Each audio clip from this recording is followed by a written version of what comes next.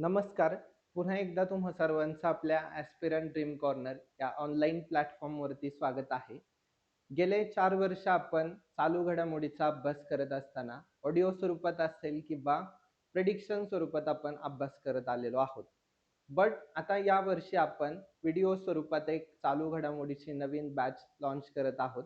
तर त्या निमित्ताने आजचं आपलं जे सेशन असणार आहे, तर ते डेमो सेशन असणार आहे. या सेशनमध्ये तुम्हाला चालू घडामोडीचा अभ्यास करत असताना नेमका कशा पद्धतीने केला पाहिजे, कोणते कीवर्ड्स असतात, की जे आपण लक्षात ठेवले पाहिजे, याचा अंदाज येऊन जाईल. तर चालू घडामोडी लेक्चरला सुरुवात करण्या अगोदर आजचा जो टॉपिक आहे तो राजकीय घडामोडी आहे. बरोबर? पण एक गोष्ट लक्षात घ्या, 2 वर्षामध्ये चालू घडामोडीचा जो पॅटर्न आहे, म्हणजे मागची जी परीक्षा होती 2024च्या बी आणि सीची आणि जी आताची परीक्षा आहे 2025ची. तर त्या दोनही परीक्षामध्ये एक कॉमन गोष्ट पाहायला मिळते, की एक काही ठराविक टॉपिक असे आहेत, की जिथं हमखास प्रश्न असतो. असे जे टॉपिक आहेत, त्याचं देखील तुम्हाला मी एक एनालिसिस काय म्हणतो आपण एक रफ शीट देईल, की जेणेकरून तुम्हाला कळेल, की कंबाईनच्या प्रिलिम्सला अभ्यास करत असताना कोणते टॉपिक फोकस करायचे असतात, मेन्सला कोणते टॉपिक असतात आणि राज्यसेवेचे कोणते टॉपिक आहेत. म्हणजे ही जी बॅच असणार आहे, तर आगामी सर्व परीक्षा जसं की कंबाईनच्या प्रिलिम्स असतील, की ज्या जूनमध्ये होणार आहे आणि जुलैमध्ये होणार आहे. जी राज्यसेवा असेल, जे की मेमध्ये होणार आहे आणि दोनही मुख्य परीक्षा कंबाईनच्या बी आणि सीच्या त्या अनुषंगाने सगळं काही सेशन असणार आहे. पहिल्यांदा आपण काय करू, हा टॉपिक पूर्ण पाहू. बॅच विषयीची डिटेल तुम्हाला लास्टमध्ये देतो. राइट? स्वरूप कसं काय असणार आहे, त्या सगळ्या गोष्टी आपण शेवटला डिस्कस करू. ठीक आहे. तर बघा, पहिलीच जी न्यूज आहे, तर ती एका पॉलिटिकल अँगलने आहे आणि विधानसभेशी रिलेटेड आहे. बरोबर? इथं तुम्हाला स्क्रीनवरती दिसते, विधानसभा हा मुद्दा आहे. ठीक आहे. इथं बघा, पंजाबच्या बाबत एक न्यूज आहे. इथं दुसरी न्यूज पण पंजाबच्या बाबत आहे आणि ही जी न्यूज आहे, ती दिल्लीच्या बाबत आहे. म्हणजे एकाच स्लाइडवरती तुम्हाला 3 एम-सी-क्यू इथं मिळतायत. प्रश्न कसे विचारले जाणार किंवा त्याचं स्वरूप कसं असणार आहे, ह्या सगळ्या गोष्टी मी तुम्हाला सांगतो. आता इथं बघा, पंजाब विधानसभेने ऍक्च्युली केलंय काय, तर विधानसभेद्वारे त्यांनी एक सर्च इंजिन हे केलंय, स्वतःचं सर्च इंजिन. आणि देशातली फर्स्ट विधानसभा आहे, की ज्या विधानसभेने स्वतःचं सर्च इंजिन सुरू केलेलं आहे. ती आहे पंजाबची विधानसभा. म्हणजे साधारण 1947 पासून आतापर्यंत विधानसभेमध्ये जे काही कामकाज आहे, कार्यवाही आहे, तर ते सगळं तिथं इलेक्ट्रॉनिक स्वरूपात पाहायला मिळेल. ओके. म्हणजे देशातली पहिली विधानसभा ठरली आहे. आणि सगळ्यात महत्वाचा हा सेकंड पॉइंट आहे इथं पंजाब विधानसभेबाबतचा. बघा, विधानसभेचं कामकाज सांकेतिक भाषेत प्रसारित करणारं पण पंजाब फर्स्ट आहे. हा दुसरा मुद्दा लक्षात ठेवा. हा सर्च इंजिनच्या बाबत पहिला, हा इथं दुसरा. म्हणजे सांकेतिक भाषेत विधानसभेचं जे काही कामकाज आहे ते प्रसारित केलंय कुणे, पंजाबने. आता सांकेतिक भाषेत कामकाज प्रसार करायची गरज का पडली, तर सगळ्यात महत्वाचं तुम्हाला माहिती आहे, की जे काही म्हणजे दिव्यांग लोक आहेत, त्यांना समजण्याकरता ही सांकेतिक म्हणजे कोडिंग स्वरूपात आहे थोडक्यात, असं लक्षात ठेवा. इथं बघा, उद्दिष्ट काय आहे, बहिरेपणाच्या अपंगत्व असलेल्या लोकांसाठी कायदेविषयक चर्चा सुलभ करणे, हे उद्दिष्ट होतं. कशाचं? हे जे काही सांकेतिक भाषेत कामकाज प्रकाशित केलंय त्याचं. आता दुसरी न्यूज आहे, म्हणजे तिसरी मुद्दा झाला इथं पंजाबच्या बाबत, सांकेतिक भाषा तज्ञांची नेमणूक. म्हणजे बघा, सांकेतिक भाषेत कामकाज प्रसारित पण केलंय आणि सांकेतिक भाषा तज्ञांची नेमणूक, हा तिसरा मुद्दा तुम्हाला पंजाबच्या बाबत इथंच ऍड झाला एकाच स्लाइड वरती. आणि म्हणजे काय, की बाल आणि न्याय कायद्याअंतर्गत सांकेतिक भाषा बाल म्हणजे सांकेतिक भाषा तज्ञांची नियुक्ती करणारे भारतातलं पहिलं राज्य आहे. म्हणजे पंजाबच्या बाबत इथं तुम्हाला 3 पॉइंट मिळाले. येणाऱ्या परीक्षा त्याच्यावरती प्रश्न विचारले जाऊ शकतात. आता पुढचा मुद्दा बघा, हे जे काही नेवा ऍप्लिकेशन आहे, बरोबर, याचं उद्घाटन केलं गेलंय म्हणून हे चर्चेत होतं. कोणी केलंय, तर इथं बघा, डॉक्टर एल मुरुगन, ओके, यांनी केलेलं आहे. पार्लमेंटचे मेंबर आहेत ते. तर सगळ्यात महत्वाचं कुठं झालंय उद्घाटन, पदुचेरीला. 9 जून 2025 ला. कधी झालंय? 9 जून 2025 ला यांनी उद्घाटन केलंय. आता तुम्हाला माहिती पाहिजे राईट की याच्या अगोदर पण आता ही जी पुदुच्चेरी विधानसभा आहे तर ती 29वी आहे. नेवाचं म्हणजे जे काही ऍप्लिकेशन आहे ते सुरू करणार 29वी. त्याच्या अगोदर 28वी विधानसभा जी आहे ती कोण आहे? दिल्ली. राईट. आणि पहिली विधानसभा कोण होती? नागालँड. म्हणजे नागालँड मध्ये ते सर्वप्रथम सुरू झालेलं आहे. तर ह्या गोष्टी इथं पण दिलेल्या आहेत. ओके. आणि 21 जुलै 2025 ला नवी दिल्ली, हे लक्षात ठेवा, नेवा सेवा केंद्र म्हणजे ह्या नेवाशी रिलेटेड जे काही सेवा केंद्र आहे ते नवी दिल्लीला 21 जुलै 2025 ला सुरू झाले. म्हणजे ह्या गोष्टी देखील तुम्हाला माहिती पाहिजेत. म्हणजे हे जे काही ऍप्लिकेशन आहे तर त्या गोष्टी लक्षात ठेवा. विधानसभेशी रिलेटेड आहे सगळं. ओके. तो एक प्लॅटफॉर्म तो लक्षात ठेवा. आता पुढचा हा जो मुद्दा आहे तुम्हाला हा देखील महत्वाचा आहे. याच्यामध्ये महाराष्ट्र विशेष जनसुरक्षा विधेयक आहे. म्हणजे Maharashtra special public security bill 2024 च. याच्यावरती पण तुम्हाला प्रश्न येऊ शकतो. हे विधानसभेत मंजूर झाले 10 जुलै 2025 ला. मग असं विधेयक आणणारं जे महाराष्ट्र होतं, पाचवं, हा की पॉइंट आहे. पाचवं राज्य आहे. तर ह्या कायद्याचा उद्देश काय आहे? तर डाव्या अतिरेकी संघटना किंवा तत्सम जे काही बेकायदेशीर गट आहेत किंवा त्यांच्या ज्या काही बेकायदेशीर कारवाया आहेत तर त्या रोखण्यासाठी हे विधेयक आहे. आणि बेकायदा संघटनांच्या म्हणजे इथं एक मुद्दा लक्षात ठेवा, ओडिशा राईट इथं सदस्यांना 2 ते 7 वर्षांच्या तुरुंगवासाची शिक्षा आहे. ओके. म्हणजे हे जास्त करून ठीक आहे, हे ओडिशा कट करा. बेकायदा संघटनांच्या सदस्यांना 2 ते 7 वर्षाच्या तुरुंगवासाची शिक्षा इथं आहे. तो पॉइंट लक्षात ठेवा.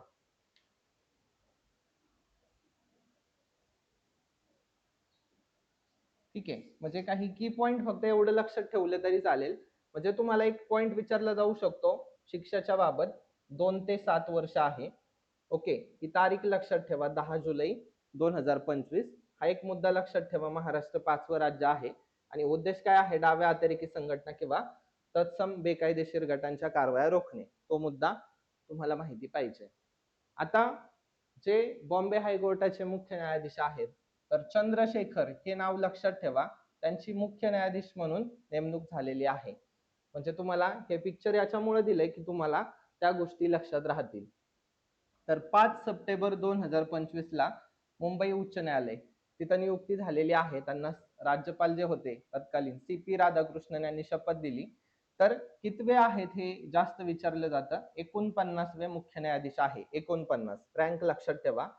त्यांच्या अगोदर 47, 48 लक्षात ठेवा. न्यायमूर्ती आलोका राधे. 47वे बी दिले तिथं देवेंद्र कुमार उपाध्याय. आता त्यांच्या बाबत असे पण फॅक्ट असतात. इथं बघा, जुलै 2024 बरोबर राजस्थान उच्च न्यायालयामध्ये कार्यकारी मुख्य न्यायाधीश म्हणून पण त्यांनी काम बघितलेलं आहे. आणि जुलै 2025 ला मुंबई उच्च न्यायालयात न्यायाधीश म्हणून देखील त्यांनी काम बघितलेलं आहे. ह्या सगळ्या गोष्टी पण तुम्हाला तिथं लक्षात ठेवायच्यात. आता पुढचा जो मुद्दा आहे तो देखील जास्त महत्वाचा आहे आणि याच्यावरती पण तुमचे 1-2-3 MCQ येऊ शकतात. बघा, उत्तराखंडने UCC म्हणजे युनिफॉर्म सिव्हिल कोड राईट ते लागू केलेला आहे. तर राज्यघटनेमध्ये कलम 44 मध्ये ह्या सगळ्याचा उल्लेख आहे. बरोबर. आणि गोवा हे एकमेव राज्य होतं पहिलं स्वातंत्र्याच्या अगोदरचं. राईट. बट आता जे काही उत्तराखंड आहे त्यांनी समान नागरी संहितेची अधिसूचना जारी केली आहे. मग आता स्वातंत्र्यानंतर समान नागरी संहितेची अंमलबजावणी करणारं उत्तराखंड देशातलं फर्स्ट आहे. प्रश्न विचारला जाऊ शकतो. अजून MPSC ने प्रश्न नाही विचारलेला. म्हणजे विवाह, घटस्फोट आणि लिव्ह इन च्या बाबत अनिवार्य नोंदणीसाठी एक UCC पोर्टल पण असणार आहे. ह्या गोष्टी पण तुम्ही तिथं लक्षात ठेवा. आणि याच्यासाठी समिती कोणती होती? 2022 मध्ये रंजना प्रकाश देसाई हे नाव लक्षात ठेवा. यांच्या अध्यक्षतेखाली एक एक्सपर्ट कमिटी नेमलेली होती. आता एक मुद्दा लक्षात ठेवा, स्वातंत्र्याच्या अगोदरचं गोवा होतं एकमेव. आता स्वातंत्र्यानंतर उत्तराखंड हे एक लक्षात ठेवा. आणि गुजरातने पण असा प्रयत्न केला होता, म्हणून इथे एक पॉइंट दिलाय. 4 फेब्रुवारी 2025 ला राज्यात युनिफॉर्म सिव्हिल कोड बरोबर ओळखण्यासाठी आणि एक मसुदा विधेयक तयार करण्यासाठी समिती त्यांनी नेमली होती. बट इथं अजून अंमलबजावणी झालेली नाहीये. लक्षात येत आहे का? म्हणून ह्या गोष्टी तुम्हाला लक्षात ठेवायच्या. इथं अंमलबजावणी नाही, अंमलबजावणी नाही. फक्त पॉइंट लक्षात ठेवा की गुजरातने पण अशी कमिटी बसवलेली होती. तर हा जो कायदा आहे सर्व धर्मातील नागरिकांना लागू असेल UCCच्या बाबतचा. याच्यानुसार बहुपत्नीत्व, बालविवाहाला बंदी, त्याच्यानंतर राज्यघटनेच्या कलम 342 आणि 366-25 नुसार निर्देशित अनुसूचित जमातींना हा लागू नाही. म्हणजे ह्या दोन कलमांच्या बाबत तो लागू नाहीये. हा मुद्दा पण लक्षात ठेवा, परीक्षेला तुम्हाला विचारला जाऊ शकतो. सर्व नागरिकांच्या विवाह, घटस्फोट, वारसा, लिव्ह इन हक्कांचे संरक्षण आणि विवाहानंतर 60 दिवसात त्याची नोंदणी करणं बंधनकारक आहे. हे काही की पॉइंट लक्षात ठेवा. जर तुम्हाला राज्यसेवा सारख्या एक्झाम मध्ये मल्टीलाइनर क्वेश्चन विचारले तर हा सगळा डाटा तुम्हाला कामाला येईल. आणि राज्यघटनेतलं कलम 44 तुम्हाला माहिती आहे. पुढचं बघा, इथून तुमचे एक 3-4 MCQ क्रिएट होतात. राईट, ही स्लाइड पण तुमच्यासाठी महत्वाची आहे. तर इथं बघा, लोक अदालत. ओके, लोक अदालत सेवा सुरू करणारं भारतातलं पहिलं राज्य. आणि हा झाला पहिला पॉइंट. ओके, शहरी धोरण आयोग म्हणजे अर्बन पॉलिसी कमिशन. तर याच्या बाबत एकच आहे, केरळ. म्हणजे इथं तुमचे 2 MCQ झाले. ओके, अर्बन पॉलिसी कमिशन कुणी सुरू केलंय म्हणजे शहरी धोरण आयोग स्थापन करणारं भारतातलं पहिलं राज्य, असा प्रश्न येईल. केरळ उत्तर द्यायचं. लोक अदालत म्हणजे कायमस्वरूपी लोक अदालत ऑनलाईन स्वरूपात सुरू करणारं भारतातलं पहिलं राज्य केरळ. त्याच्यानंतर तिसरा मुद्दा, तिसरा MCQ इथं येईल. जिल्हा न्याय व्यवस्थेमध्ये आर्टिफिशियल इंटेलिजन्स बरोबर म्हणजे कृत्रिम बुद्धिमत्तेच्या वापराबद्दल मार्गदर्शक तत्व जारी करणारं पहिलं उच्च न्यायालय तुम्हाला विचारलं जाऊ शकतं, ते देखील केरळ आहे. 3 MCQ इथं क्रिएट झाले. केरळच्या बाबत चौथा MCQ इथं, लिव्हिंग लॅब दृष्टिकोन. ओके, आता हा लिव्हिंग लॅब दृष्टिकोन काय आहे बघा. ज्या नैसर्गिक आपत्ती आहेत म्हणजे जसं भूस्खलन असेल, हवामानाशी रिलेटेड महत्वाच्या घटना असतील, राईट, तर त्याच्याशी रिलेटेड आहे हा लिव्हिंग लॅब दृष्टिकोन. म्हणजे संशोधन करणार आहे त्या फील्डमध्ये. कशामध्ये? हवामान असेल, राईट, भूस्खलन असेल वगैरे, राईट, त्याच्याशी रिलेटेड. म्हणजे तुम्हाला लक्षात आलं असेल. तर लिव्हिंग लॅब दृष्टिकोन इथं लक्षात ठेवा. पहिली ग्रामपंचायत आहे केरळ, कानिचर. हे दोनही लक्षात ठेवा, कुठेही याच्यापैकी प्रश्न विचारला जाऊ शकतो. तर केरळ राज्य आपत्ती व्यवस्थापन प्राधिकरणाद्वारे अंमलबजावणी कशाशी रिलेटेड आहे त्या गोष्टी देखील तुम्हाला सांगितलेल्या आहेत. पुढचा मुद्दा बिहारच्या बाबत आहे. हे 4 MCQ क्रिएट झाले, राईट. हा इथं 5वा MCQ तुमचा आणि इथं 6वा, इथं 7वा. म्हणजे एका स्लाइड वरती एक गोष्ट लक्षात ठेवा, त्या बॅचची रचना अशी आहे की तुम्हाला एकदम एक्झाम ओरिएंटेड गोष्टी आहेत आणि तुम्हाला याचा म्हणजे बॅच मध्येच सगळ्या गोष्टी चालू लेक्चर मध्येच तुमच्या पाठ होऊन जाईल याची पुरेपूर काळजी घेतलेली आहे. तर मोबाईल ऍपद्वारे ई मतदान कुठं केलंय? तर बिहार. ओके, कुठं केलंय? बिहार मध्ये, लक्षात ठेवा. आणि मग याच्यावरून काय लक्षात ठेवायचं? बिहारमध्ये पूर्व चंपारण मध्ये विभा कुमारी म्हणून आहे, भारतातल्या पहिल्या ई मतदार ठरल्या. इथं अँड्रॉइड आधारित मोबाईलचा वापर करून ई मतदान प्रणाली सुरू झाली आहे बिहारमध्ये. मग पहिल्या ई मतदार कोण आहेत? विभा कुमारी. त्या कुठल्या आहेत? बिहारच्या. म्हणजे हे इथं तुमचं असं लक्षात राहतं, कारण मतदानाच्या प्रक्रियेमध्ये क्रांतिकारी बदल स्वीकारणारं बिहार हे पहिलंय. म्हणून तुम्हाला प्रश्न विचारला जाऊ शकतो. लक्षात घ्या, इम्पॉर्टंट आहेत ह्या सगळ्या गोष्टी. ओके, आणि हा मुद्दा पण इथं बघा, 6 मुद्दे झाले, इथं 7वा आहे, इथं 8वा मुद्दा दिलाय तुम्हाला. सर्व मतदान केंद्रावरती 1200 पेक्षा कमी मतदार असलेलं बिहार हे पहिलं आहे देशातलं राज्य. इथे एक प्रश्न विचारला जाऊ शकतो. आणि बिहारमध्ये ज्या निवडणुका झाल्या तर बिहार तिथं निवडणूक आयोगाने अभिनेत्री नीतू चंद्रा आणि क्रांती प्रकाश झा. ओके, काय सांगितलंय तुम्हाला, अभिनेत्री नीतू चंद्रा आणि क्रांती प्रकाश झा ही दोन नावं लक्षात ठेवा. म्हणजे इथं ह्या एकाच स्लाइड वरती तुमचे किमान 7-8 MCQ कव्हर झाले. ठीक आहे. आता ही पुढची जी न्यूज आहे तर ती आहे दिल्लीच्या बाबत.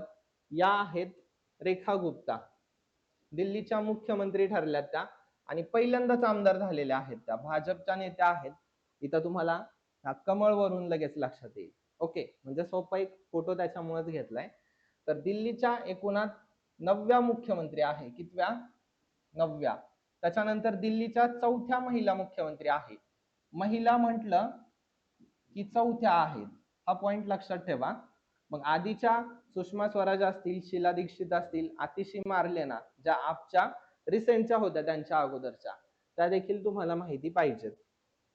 तर बघा 1974 ला जुलाना, हरियाणा इथं त्यांचा जन्म झालेला आहे. राष्ट्रीय स्वयंसेवक संघाच्या सक्रिय सदस्या होत्या त्या आणि 1966 मध्ये दिल्ली विद्यापीठ विद्यार्थी संघटनेच्या देखील त्या सदस्या राहिलेल्या आहेत. म्हणजे ह्या गोष्टी इम्पॉर्टंट आहेत. आणि दक्षिण दिल्ली नगर परिषदेच्या त्या महापौर देखील होत्या. म्हणजे हे पॉइंट जर तुम्ही लक्षात ठेवले तर जरी परीक्षेला प्रश्न आले तरी याच्या माध्यमातून तुमच्या त्या गोष्टी कव्हर होतील. आणि बघा 23 फेब्रुवारी 2025 रोजी दिल्ली विधानसभेत विरोधी पक्षनेत्या म्हणून दिल्ली विधानसभेच्या पहिल्या महिला विरोधी पक्षनेत्या कोण ठरल्यात, तर तो मुद्दा महत्वाचा आहे. तर त्या आहेत आतिशी मार्लेना. हे नाव आतिशी मार्लेना, तिच्या अगोदर मुख्यमंत्री होत्या आपच्या, बरोबर. म्हणजे हा एक पॉइंट लक्षात ठेवा. आणि दिल्ली विधानसभेशी रिलेटेड एक आगळी वेगळी न्यूज, इथं हा वेगळा मुद्दा आहे, हा सेकंड मुद्दा आहे. याच्यामध्ये काय दिलंय, पूर्णपणे सौर ऊर्जेवर चालणारी पहिली विधानसभा दिल्ली. हा एक पॉइंट तुमचा लक्षात राहील. म्हणजे काही वन लाइनर IMP फॅक्ट असतात की ज्याच्यावरती थेट कोणत्याही पूर्व परीक्षेला किंवा सरळ सेवेला प्रश्न विचारले जातात. सो तो एंगल पण आपण कव्हर करण्याचा प्रयत्न केलाय.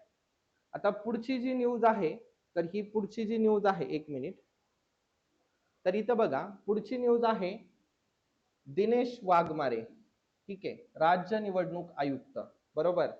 तर राज्य निवडणूक आयुक्तपदी त्यांची नियुक्ती झाली आहे. तर महाराष्ट्राचे 7वे निवडणूक आयुक्त आहेत. ओके, म्हणजे मुख्य निवडणूक आयुक्त 7वे आहेत, लक्षात ठेवा. नेमणूक कोण करतं, तर राज्यपाल करतो. महाराष्ट्र राज्य निवडणूक आयोगाची स्थापना लक्षात ठेवा. हे असं आता सध्याच्या रिसेंटच्या परीक्षेचा ट्रेंड झाला. ही स्थापना असेल, पहिले अध्यक्ष असतील वगैरे आता विचारायला लागले. सो त्या अँगलने तुम्हाला माहिती पाहिजे. तर राज्यघटनेमध्ये तरतूद कुठे आहे, कलम 243 K नुसार ग्रामीण स्थानिक स्वराज्य संस्था, बरोबर, त्याच्यासाठी आहे. आणि 243 ZA नुसार नागरी स्थानिक संस्था. म्हणजे ह्या गोष्टी थोड्याशा लक्षात ठेवा. इथं पण तुम्हाला विचारलं जाऊ शकतं.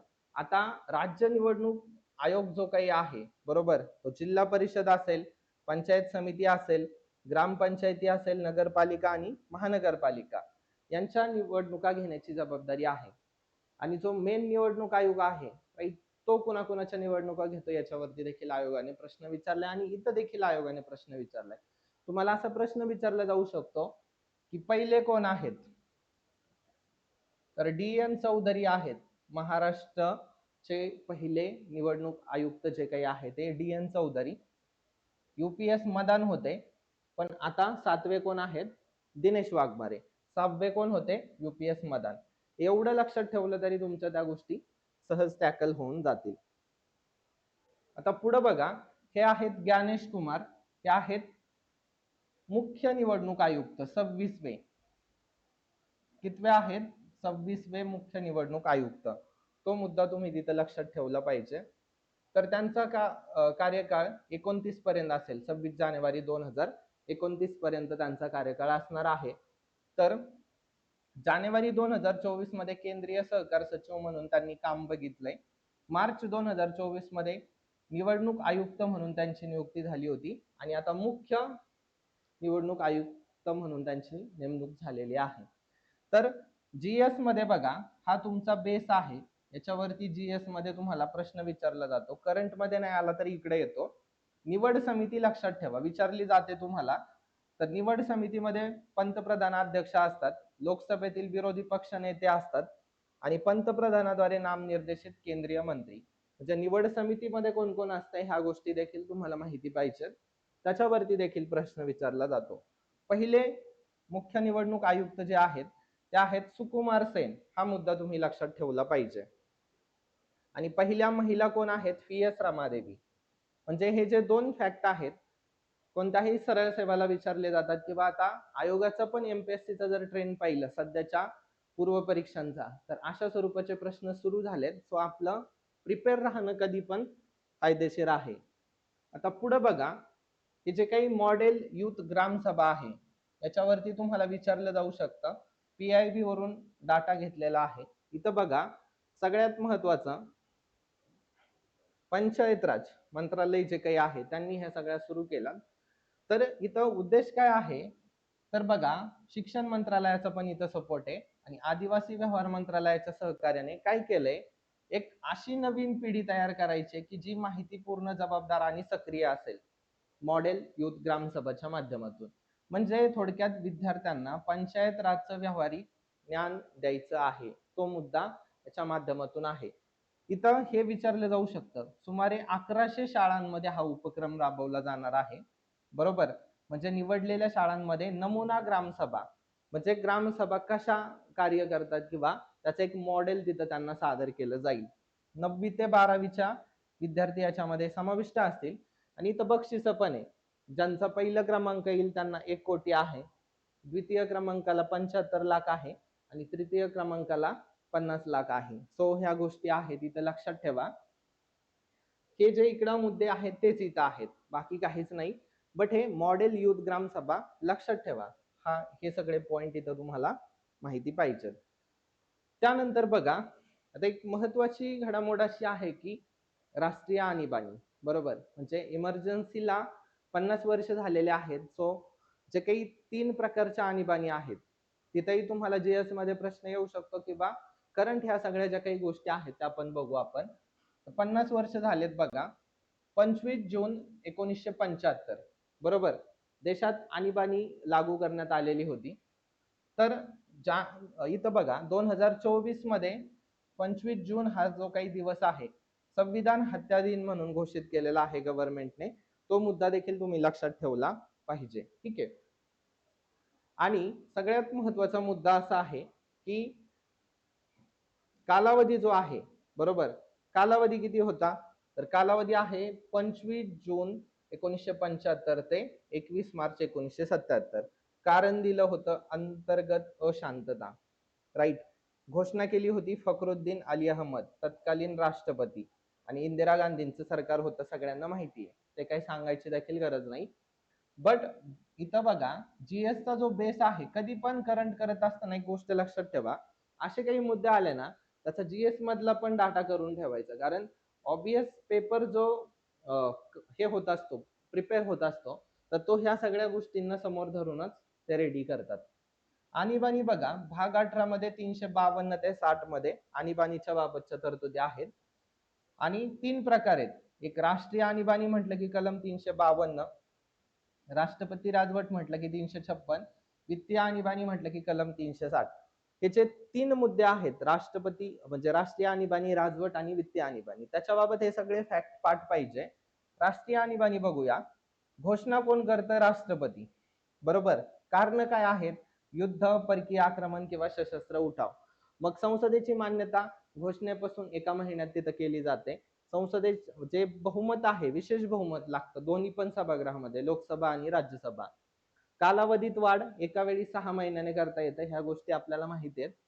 जास्तीत जास्त कालावधी किती आहे? अनिश्चित कालावधीपर्यंत त्या गोष्टी करता येतात. आणि समाप्तीची घोषणा राष्ट्रपती. बरोबर, म्हणजे इथं लोकसभा साध्या बहुमताने ठराव मंजूर करून देखील त्या गोष्टी करू शकते. आता इथं राष्ट्रपती राजवट हा जो शब्द आहे, राज्यघटनेला धरून शासन चालत नाहीये किंवा राज्य केंद्राचं पालन म्हणजे राज्य केंद्राच्या निर्देशांचं पालन करत नाहीये त्यावेळेला, म्हणजे 356 आणि कलम 365 इथं संदर्भ तुम्हाला दिसतो. तर संसदेची मान्यता घोषणेपासून 2 महिन्यात करता येते, बरोबर. म्हणजे मान्यता मिळते 2 महिन्यामध्ये. आणि जे काही बहुमत आहे, साधे बहुमत लागतं दोन्ही सभागृहामध्ये, साधं. इकडं पण साधच आहे, म्हणजे फक्त पहिली राष्ट्रीय आणीबाणीलाच विशेष बहुमत आहे, नाही तर मग सिंपल मेजॉरिटी आहे. कालावधीत वाढ एका वेळी 6 महिने, इथं पण सेम आहे. फक्त इथं राष्ट्रपती राजवटीच्या बाबत जास्तीत जास्त 3 वर्ष आहे आणि समाप्तीची घोषणा राष्ट्रपती करतो. इथं बघा, वित्तीय आणीबाणीच्या बाबत राष्ट्रपती घोषित करतो. देशाचे आर्थिक स्थैर्य जर धोक्यात आलं तर घोषणेपासून 1 महिन्यात मान्यता तिथं मिळणं आहे आणि साधं बहुमत लागतंय, सिंपल मेजॉरिटी. अनिश्चित काळ आहे, म्हणजे राष्ट्रीय आणीबाणी आणि वित्तीय आणीबाणी अनिश्चित कालावधी करता म्हणजे वाढ करता येते. महत्तम कालावधी पण अनिश्चित काळापर्यंत आहे इथं, बरोबर. आणि घोषणा कोण करतो? राष्ट्रपती. सो हे जर फॅक्ट तुम्ही पाठ ठेवले तर तुम्हाला येणारी कोणतीही परीक्षा ही जी बेस प्रश्नावरती बघा, प्रश्नाचं जे काही फ्रेमिंग आहे ते होत असताना ह्या गोष्टी समोर ठेवल्या जातात आणि तेच स्टेटमेंट फॉर्म मध्ये तुम्हाला विचारलं जातं. करंट रिलेटेड पण ह्या गोष्टी आपण कव्हर केलेल्या आहेत. पुढचा बघा मुद्दा, सी.पी. राधाकृष्णन यांची 15व्या उपराष्ट्रपतीपदी निवड झालेली आहे, बरोबर. आणि विरोधी त्यांना होते न्यायमूर्ती बी सुदर्शन रेड्डी यांचा 152 मतांनी त्यांनी पराभव केलाय. तर इथं बघा, 12 सप्टेंबर 2025 ला शपथ दिली राष्ट्रपती द्रौपदी मुर्मू यांनी त्यांना, तो एक मुद्दा. आणि आरोग्याच्या कारणास्तव जगदीप धनखड यांनी राजीनामा दिला म्हणून ती जागा रिक्त होती.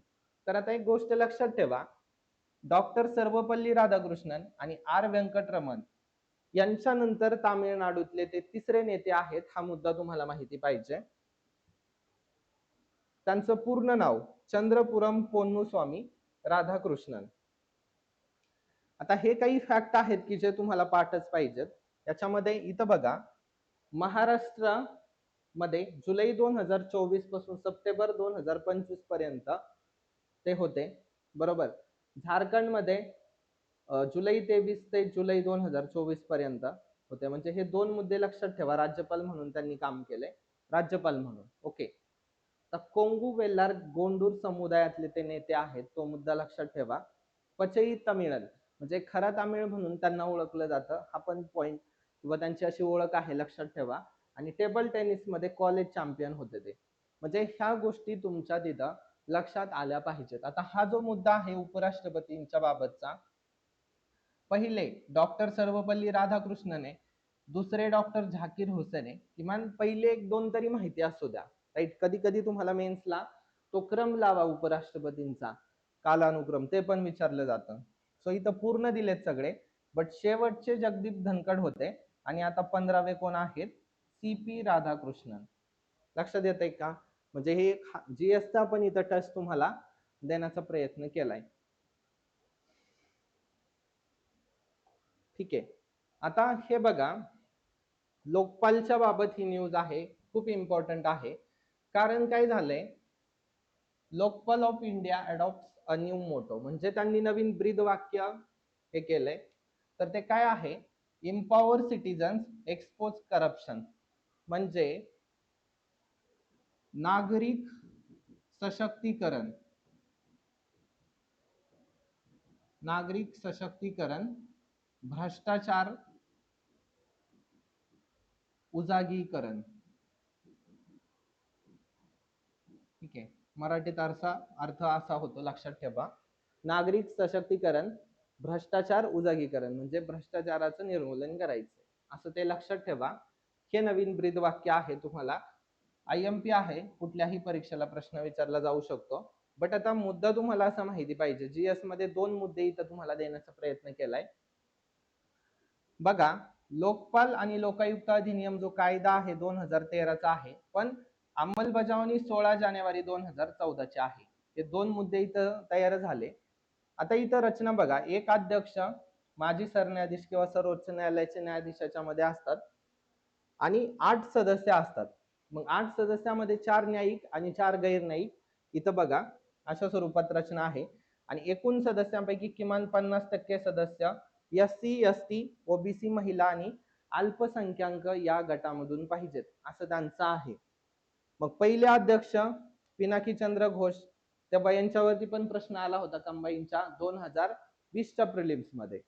आणि सध्या अध्यक्ष आहेत न्यायमूर्ती अजय खानविलकर, यांच्यावरती देखील प्रिलिम्सला क्वेश्चन आलेला आहे. म्हणजे हे एवढं इम्पॉर्टंट आहे.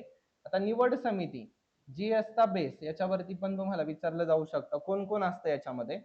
पंतप्रधान, लोकसभेचा अध्यक्ष, लोकसभेतील विरोधी पक्ष नेते, भारताचे सरन्यायाधीश आणि एक प्रख्यात कायदे पंडित. इथं तुम्हाला प्रश्न विचारला जाऊ शकतो, इथं विचारला जाऊ शकतो, आणि हे तर आहेच करंट मध्ये.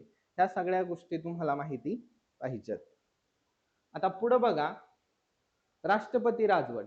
म्हणजे बघा, इमर्जन्सी हा पॉइंट चर्चेत आहे ह्या वर्षी, सो आपल्याला त्यामुळेच सगळ्या गोष्टी माहिती पाहिजेत. तर मणिपूर मध्ये राष्ट्रपती राजवट लागू केलेली होती 13 फेब्रुवारी 2025 ला. ओके, म्हणजे तसा कालावधी मणिपूर विधानसभेचा 2027 पर्यंत होता, पण तिथं राष्ट्रपती राजवट लागू केली. कारण काय होतं, तर सगळ्यात महत्वाचं, मैतेई आणि कुकी हा जो समुदाय आहे तिथला, मैतेई आणि कुकी, तर तिथं वांशिक संघर्ष सुरू आहे त्यांचा. ओके, त्याच्यामुळे ही सगळी राजवट तिथं लागू केली. आणि मणिपूरमध्ये 11व्यांदा राष्ट्रपती राजवट लागू केली आहे. पहिल्यांदा 1967 ला केली होती, पण 11 वेळा, म्हणजे आतापर्यंत सर्वाधिक वेळा तिथंच राजवट लागू केली आहे. बघा, सर्वाधिक वेळा राष्ट्रपती राजवट मणिपूर मध्येच आहे देशात, आणि पहिल्यांदा तिथं 1967 ला राष्ट्रपती राजवट. आता काही हे फॅक्ट आहेत जे तुम्हाला कधी विचारले गेले वेगवेगळ्या एक्झामला तर तुम्हाला कामाला येतील. एकदाही राष्ट्रपती राजवट लागू न झालेली राज्य छत्तीसगड आणि तेलंगणा आहे. लक्षात ठेवा, पहिल्यांदा राष्ट्रपती राजवट पंजाबला लावली गेली होती 1951 ला. सर्वात जास्त काळ जम्मू काश्मीरला होती. सर्वात कमी काळ म्हटलं की कर्नाटक. महाराष्ट्रात 3 वेळा आहे, 80, 2014 आणि 19. लक्षात ठेवा, आतापर्यंत राष्ट्रपती राजवट 135 वेळा लागू केली गेली आहे, आणि एकाच वर्षात सर्वाधिक वेळा राष्ट्रपती राजवट 1977 ला लागू केली गेली होती. सर्वाधिक वेळा 14 वेळा, 14 वेळा तिथं लागू केली गेलेली होती. तो पॉइंट पण तुम्ही तिथं लक्षात ठेवू शकता. म्हणजे हे फॅक्ट आहेत, कोणत्याही एक्झामला तुम्हाला कामाला येतील. परत इथं एक 7-8 क्वेश्चन तुमचे कव्हर होत आहेत ह्या स्लाइड मधून. बघा, उत्तराखंड मध्ये, युके, आपल्याकडचं युके, राईट, तिथं मदरसा मंडळे रद्द केली आहेत. त्याच्यासाठी अल्पसंख्याक शैक्षणिक संस्था विधेयक 2025 ला मंजुरी देण्यात आलेली होती. म्हणजे देशातलं पहिलंच राज्य आहे म्हणून प्रश्न विचारला जाऊ शकतो तुम्हाला. तो पॉइंट तुम्ही लक्षात ठेवणं कंपल्सरी आहे. त्यानंतर दुसरा मुद्दा, विजय थलापती सगळ्यांना माहिती आहे, तमिळ सुपरस्टार. तर त्यांचा एक पक्षाची स्थापना केली आहे, तमिळगा वेत्री कळगम. याचा अर्थ आहे तामिळ विजय महासंघ. तो त्यांचा पक्ष आहे, लक्षात ठेवा. पुढे आहे उत्तर प्रदेशच्या बाबत, तर भाषांतरकाराची सुविधा असलेली देशातली पहिली विधानसभा, म्हणजे तिथं ट्रान्सलेटरची सुविधा उपलब्ध आहे अशी देशातली पहिली विधानसभा कोणती? उत्तर प्रदेश विधानसभा. त्यानंतर आसामची दुसरी राजधानी म्हणून दिब्रुगडला मान्यता दिली आहे. आसामची दुसरी राजधानी दिब्रुगड. मग आता आसामची पहिली राजधानी कोणती आहे ते तुम्ही मला सांगणार आहात कमेंट बॉक्स मध्ये. ओके, पुढे बघा, भारतीय न्याय संहिता, भारतीय नागरिक सुरक्षा संहिता आणि भारतीय साक्ष अधिनियम, म्हणजे जे 3 फौजदारी कायदे आहेत, बरोबर, तर त्यांच्या संबंधात चंदीगड, लक्षात ठेवा, म्हणजे त्यांनी काय केलंय, फौजदारी कायद्यांची 100% अंमलबजावणी करणारं देशातलं पहिलं केंद्रशासित प्रदेश आहे. कोणता? चंदीगड, लक्षात ठेवा. आता इथं पुढे बघा, पहिले राज्य केंद्रशासित प्रदेश, राज्य असा जरी उल्लेख आला, केंद्रशासित प्रदेश असा जरी उल्लेख आला तरी चंदीगड. पुढं राजस्थानने काय केलंय, धर्मांतर रोखण्यासाठी विधेयक आणलंय 9 सप्टेंबर 2025 ला. इम्पॉर्टंट आहे. तर धर्म परिवर्तन बंदी विधेयक 2025 राजस्थानने आणलंय. आजीवन कारावास आहे आणि 1 कोटी रुपयापर्यंत दंडाची तरतूद आहे. म्हणजे इम्पॉर्टंट आहे हे विधेयक. धर्मांतर विधेयक म्हटलं की काय, राजस्थान तुम्हाला लगेच आठवलं पाहिजे. त्यानंतर बघा, अंदमान आणि निकोबार, राईट, इथं जो जारवा समुदाय आहे, बरोबर. म्हणजे जे काही आदिम जारवा आहेत, तर 19 जे काही समुदाय आहेत, तर त्यांना तिथं मतदार ओळखपत्र दिलेली आहे. तो पॉइंट तुम्ही लक्षात ठेवा. आणि हा एक लास्टचा पॉइंट आहे. 10 ऑगस्ट 2025 ला जे रोंगपो किंवा रांगपो नावाचं ठिकाण आहे, तर तिथं अम्मा सन्मान दिनानिमित्त नारी अदालत सुरू केले. ते कुठं आहे? सिक्कीमला आहे.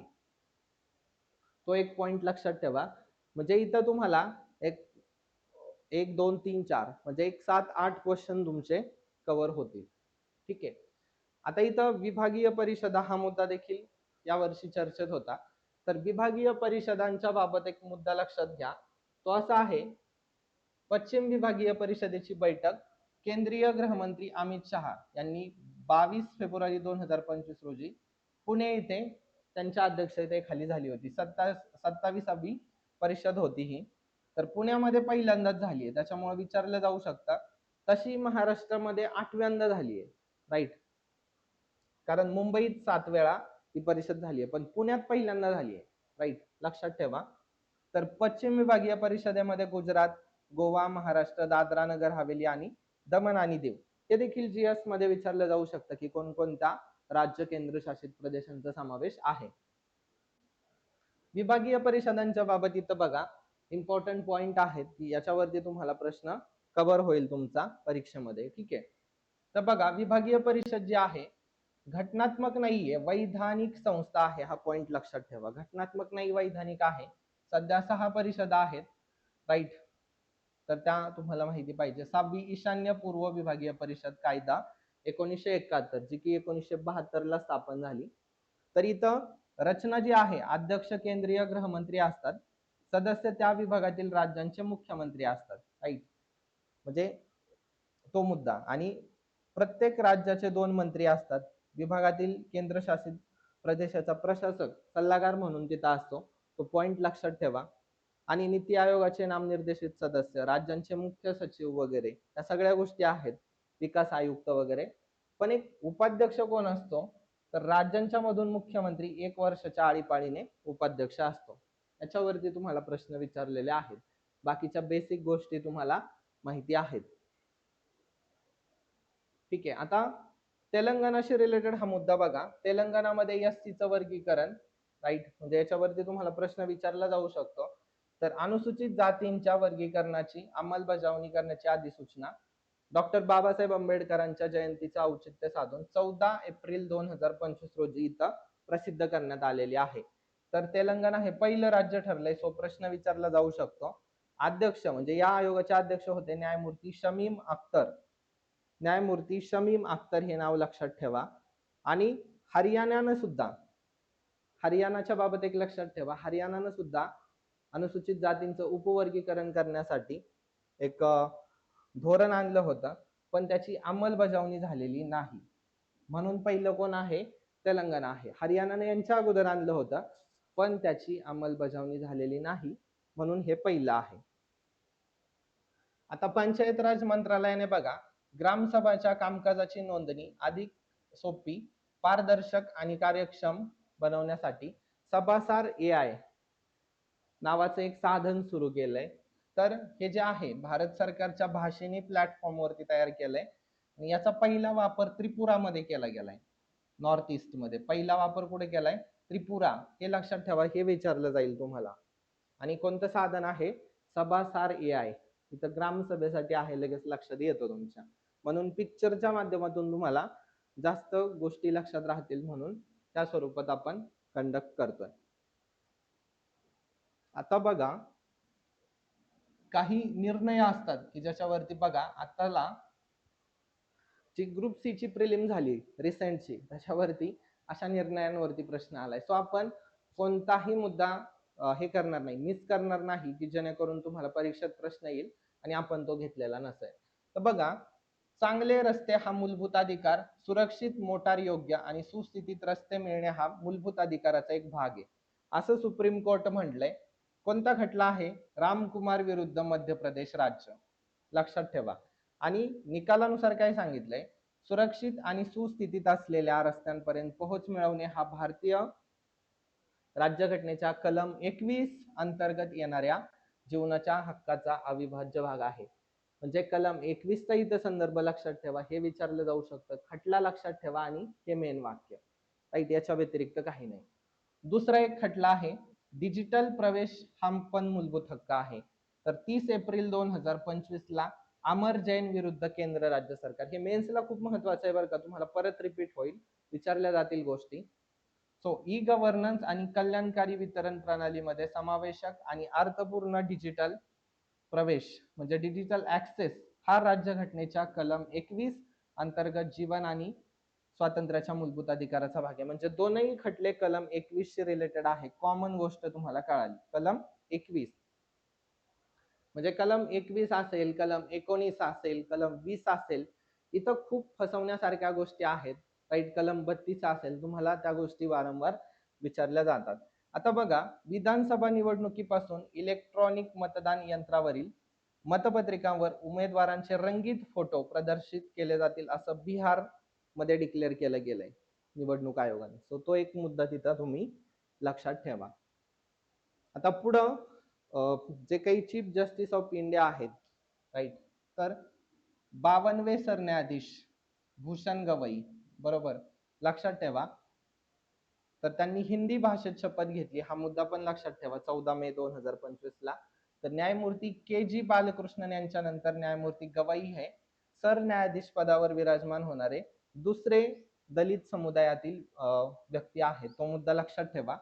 नागपूर बार असोसिएशनचे तिसरे सदस्य आहेत आणि भारताचे पहिले बौद्ध सरन्यायाधीश आहेत. हे 2-3 पॉइंट लक्षात ठेवा. जर राज्यसभेला स्टेटमेंट स्वरूपात प्रश्न आले तर हे स्टेटमेंट उचलून तुम्हाला प्रश्न विचारला जाईल. 24 नोव्हेंबर 1960 ला अमरावतीला त्यांचा जन्म झालाय, म्हणजे महाराष्ट्राचे सुपुत्र आहेत. ओके. उच्च न्यायालयाच्या मुंबई, नागपूर आणि छत्रपती संभाजीनगर या आणि पणजी या खंडपीठांवरती पण त्यांनी अध्यक्षपद भूषवले, की जी आताची प्रिलिम झाली होती राज्यसेवाची 25ची, तिथं इथं विचारलेल्या गोष्टी होत्या. सर्वोच्च न्यायालय 24 मे 2019 रोजी सर्वोच्च न्यायालयाचे न्यायाधीश म्हणून त्यांची बढती झालेली होती. म्हणजे हा पण एक पॉइंट तुम्ही तिथं लक्षात ठेवू शकता. पुढे बघा, वक्फ दुरुस्ती कायदा 2024 चा. तर लोकसभेत मंजूर 2 एप्रिल, राज्यसभेत 4 एप्रिल आणि राष्ट्रपतींची मंजुरी 5 एप्रिल, हे तारखा आहेत. याच्यानंतर जुना कायदा 95 चा आहे. ओके, 95 चा. नवीन नाव काय आहे? एकात्मिक वक्फ व्यवस्थापन सक्षमीकरण कार्यक्षमता आणि विकास कायदा 2024, उमीद. हे लक्षात ठेवा, इंग्लिश मध्ये उमीद आणि हे मराठीमध्ये. उद्देश काय आहे? वक्फ मालमत्तांच्या व्यवस्थापनातील अपुरी कार्यक्षमता, गैरव्यवस्थापन, अनियमितता आणि पारदर्शकतेचा अभाव ह्या समस्या दूर करायच्यात म्हणून हा नवीन वक्फ अधिनियम आलेला आहे. तर या मंडळात बघा, बिगर मुस्लिम सदस्यांचा समावेश करण्याची तरतूद आहे आणि किमान 2 मुस्लिम महिला सदस्यांचा समावेश असेल. महत्वाच्या तरतुदी आहेत, अनिवार्य असेल मुस्लिम महिला सदस्यांचा समावेश. आता वक्फ मंडळांना कोणत्याही खाजगी मालमत्ता वक्फ म्हणून घोषित करण्याचा अधिकार देणारं जे कलम 40 होतं ते रिमूव्ह केले आता, हा मुद्दा लक्षात ठेवा. आणि केंद्रीय पोर्टलवर 6 महिन्यांच्या आत सर्व मालमत्ता तपशील नोंदवणं व्यवस्थापकांना बंधनकारक आहे. आता जे संविधानाचं 5वं आणि 6वं अनुसूची होती त्या अंतर्गत येणाऱ्या आदिवासी जमिनीवर वक्फची स्थापना करण्याला स्पष्टपणे प्रतिबंध आहे. एवढे फॅक्ट लक्षात ठेवा. जर राज्यसभेला वगैरे स्टेटमेंट फॉर्म मध्ये प्रश्न आला तर तो प्रश्न तुमचा इथून कव्हर होऊन जाईल. आता पुढचं बघा, एक परिषद आहे की ज्याच्यावरती तुम्हाला वन लाइनर स्वरूपात प्रश्न येऊ शकतो. नॅशनल ULB कॉन्फरन्स, राईट, म्हणजे लोकल बॉडीज साठी होती ही कॉन्फरन्स. तर ही मानेसर, गुरुग्राम, हरियाणा. लक्षातच ठेवा, वन लाइनर स्वरूपात तुम्हाला प्रश्न येऊ शकतो. One liner. ओके, हे लक्षात ठेवा. ULB म्हणजे काय? Urban local bodies. म्हणजे अर्बन लोकल बॉडीज, अर्बन म्हणजे काही शहरी स्थानिक संस्था ज्या काही आहेत त्यांच्याशी रिलेटेड परिषद. म्हणजे थोडक्यात जे काही स्ट्रेथनिंग म्हणजे बळकटीकरण करायचंय, राईट, त्याच्यासाठी थोडक्यात लक्षात ठेवा, विचारलं जाईल तुम्हाला. आता इथं बघा, सशक्त पंचायत नेत्री अभियान, हे अभियान पण तुम्हाला विचारलं जाऊ शकतं. सशक्त पंचायत नेत्री अभियान. तर नवी दिल्ली येथे पंचायत राज संस्थांच्या महिला निवडून आलेल्या प्रतिनिधींच्या ऐतिहासिक राष्ट्रीय कार्यशाळेत सशक्त पंचायत नेत्री अभियान सुरू केलंय. देशभरातील पंचायत राज संस्थांमधील महिला निवडून आलेल्या प्रतिनिधींना बळकटी देणं हा याच्या मागचा उद्देश होता. इथं पिक्चरच्या माध्यमातून पण तुम्हाला दिसेल सशक्त पंचायत नेत्री अभियान, राईट, पंचायत राज मंत्रालय आहे, बरोबर. आणि महिला दिवस जो काही आहे त्याच्या 4 मार्च 2025 ला हे झालंय, पण त्या महिला दिवसाला समोर ठेवून हे उद्घाटन केलेलं आहे, लक्षात असू द्या. तर अशा स्वरूपात आपलं आता हे जे काही करंटचं लेक्चर होतं ते पूर्ण झालेलं आहे, परंतु जी आपली करंटची बॅच होणार आहे ती अशाच स्वरूपात होणार आहे आणि टॉपिक वाईज होणार आहे. बट त्याच्याशी रिलेटेड काही गोष्टी लक्षात घ्या.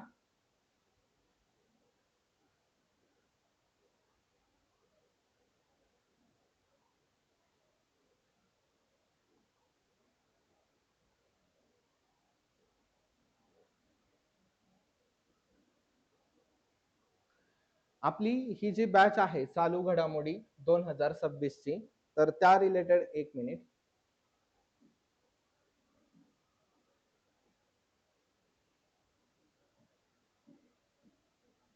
ही जी काही चालू घडामोडीची बॅच आहे 2026 साठीची, तर ही 2 पार्ट मध्ये होणार आहे. 2 पार्ट म्हणजे काय, इथं बघा प्रत्येक 2 राऊंड मध्ये पूर्ण होईल असं दिलंय. जो पहिला राऊंड आहे तो जानेवारी 2025 पासून डिसेंबर 2025 पर्यंत असेल आणि सेकंड राऊंड जानेवारी 2026 पासून मे 2025 पर्यंत असेल. म्हणजे तुमची जी काही राज्यसेवा असू द्या, कंबाईनच्या प्रिलिम्स असू द्या, कंबाईनच्या मेन्स असू द्या, सगळ्यासाठी लागणारा जो 1.5 वर्षाचा डाटा आहे तो ह्या बॅच मधून कव्हर होईल. आणि सगळ्यात महत्वाचा मुद्दा, ह्या बॅच मध्ये ज्या गोष्टी घेतल्या जाईल तुम्ही तेवढ्याच करायच्या आहे. ह्या नोट्स देखील तुम्हाला प्रोव्हाइड केल्या जातील. याच्या व्यतिरिक्त तुम्हाला काहीही करायची गरज नाही. कुठलंही पुस्तक आता इथून पुढे वापरायची गरज नाहीये. ज्या इम्पॉर्टंट गोष्टी, ज्या जीएस ला पण लिंक आहेत, त्या देखील मी या बॅचच्या माध्यमातून घेण्याचा प्रयत्न करणार आहे. म्हणजे तुमचा कुठलाही पॉइंट सुटणार नाहीये. आजूबाजूचे जे एरिया असतात किंवा एक्सपेक्टेड पॉइंट किंवा वेगवेगळ्या वेबसाईट वरून डाटा सगळा तुम्हाला ह्या एकाच ठिकाणी मिळणार आहे. फक्त हे लेक्चर व्यवस्थित करा. ज्या सांगितलेल्या गोष्टी आहे, लेक्चर झालं की तुमच्या गोष्टी पाठ झाल्या पाहिजेत. लेक्चर व्यवस्थित करायचं त्याच्यामुळं. आता याच्यासाठी बघा आपलं ऍप्लिकेशन आहे, प्ले स्टोर वरती जायचं. ओके, प्ले स्टोर वरती आपलं ऍप्लिकेशन आहे ऍस्पिरंट ड्रीम कॉर्नर.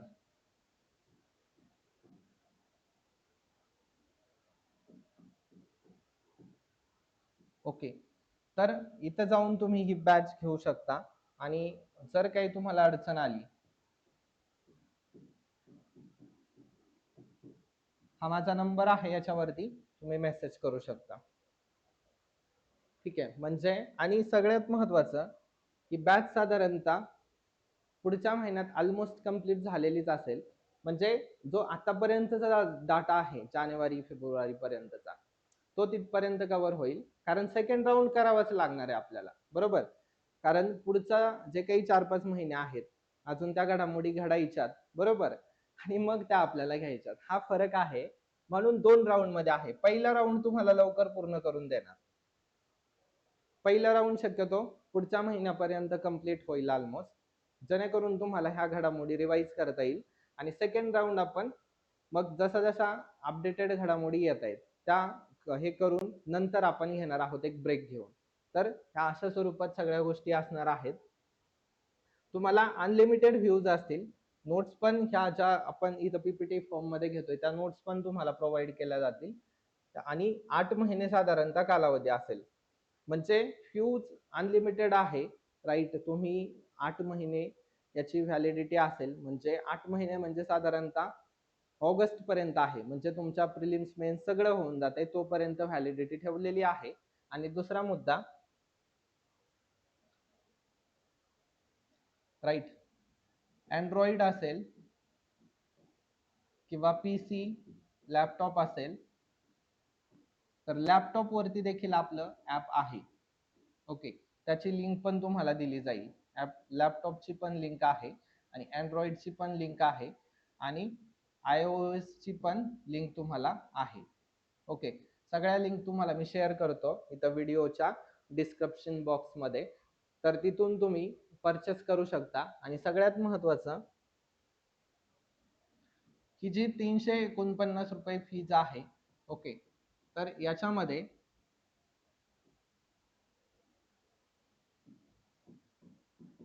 ऑफ असतील तुम्हाला, म्हणजे तुम्हाला साधारण टॅक्स सहित 257 रुपये फीज पडते.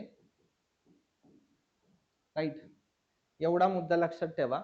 ते कुपन अप्लाय करा. कुपन अप्लाय करत असताना करंट 360 असं टाका, म्हणजे तुम्हाला फी एवढी दिसेल आणि तुम्हाला परचेस करता येईल. म्हणजे चालू घडामोडीच्या अनुषंगाने एकदम परीक्षाभिमुख डाटा आणि कुठलंही कन्फ्युजन नाही, एकदम एररलेस डाटा तुमच्या समोर दिला जाईल. तुमच्या गोष्टी पाठ होईल याची पुरेपूर काळजी घेतलेली आहे. अशा स्वरूपात आपल्या बॅचचं स्वरूप असणार आहे. जरी काही क्वेरी असतील, माझ्याशी बोलायचं असेल तर तुम्हाला नंबर देखील दिलेला आहे. सो ह्या गोष्टी लक्षात घ्या. आशा आहे तुमच्या सर्व शंकांचं निरसन झालेलं असेल. बॅचचं स्वरूप कसं आहे याबद्दल देखील तुम्हाला माहिती आता मिळालेली आहे. धन्यवाद.